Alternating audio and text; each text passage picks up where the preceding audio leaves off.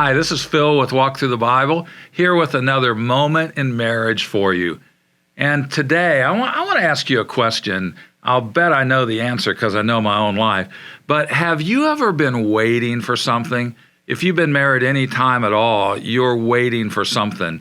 You might be waiting for your husband or your wife to get not just a job that pays the bills, but a career that's fulfilling.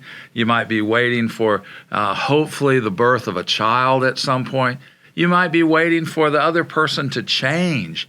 And you've even prayed about it, but God doesn't seem to answer. See if you've ever done this, because I've done it hundreds of times. I've prayed. I know God has heard me, but He's way up there and He may not know how things practically work down here. So maybe I just need to go ahead and solve this problem on my own. That's exactly what we run into with the example, the story of Abraham and Sarah. There's a lot written about them. Their story is in Genesis 12 to 25. It's not just a snapshot like a lot of these couples we're going to be looking at. It's more like the video that you'd show at their 50th anniversary that shows them through all these different seasons of life. But this is a big one because part of the human condition, God's created us as problem-solving individuals. And sometimes we assume that a delay is a denial, and we don't like that. So Abraham and Sarah, God has promised Abraham, I'm going to make you a great nation. I'm going to give you a great name or reputation.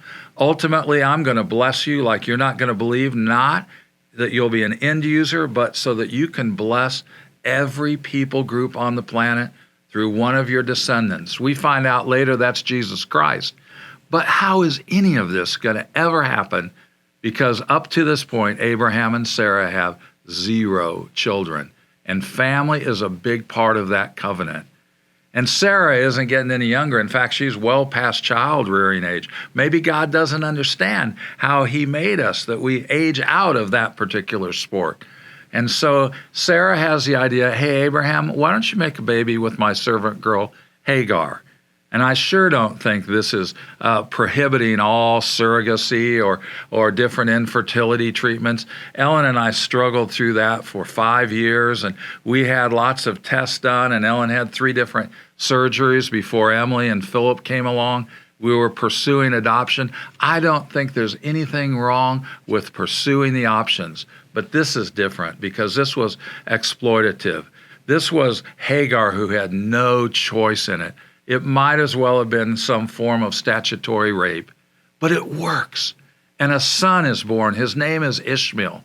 And Ishmael is born, and everything's looking good, except now conflict is introduced in the relationship. She's throwing this up into Sarah's face, Hagar is. And Abraham's like, hey, she's your servant, you figure it out. He gets pretty passive about the whole deal. Hagar eventually runs away, and God meets her because there are just no collateral damage in the plan of God. God cares about each individual person. But in God's perfect timing, Sarah is able to conceive, and another son, Isaac, is born.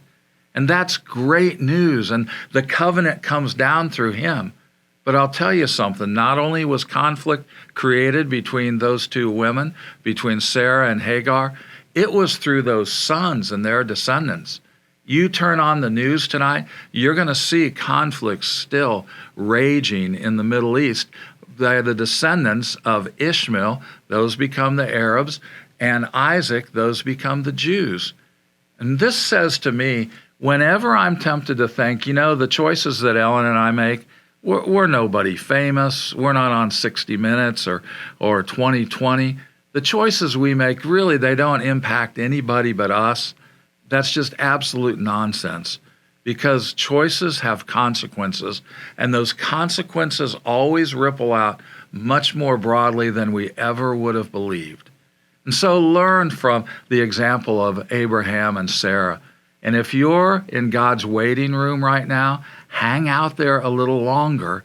Let Him reveal to you His plan rather than running ahead. I think this is worth a conversation with your spouse. Maybe watch this video again together. You want to read part of their story in Genesis 12 through 25. It's a lot of chapters. It's a lot of words.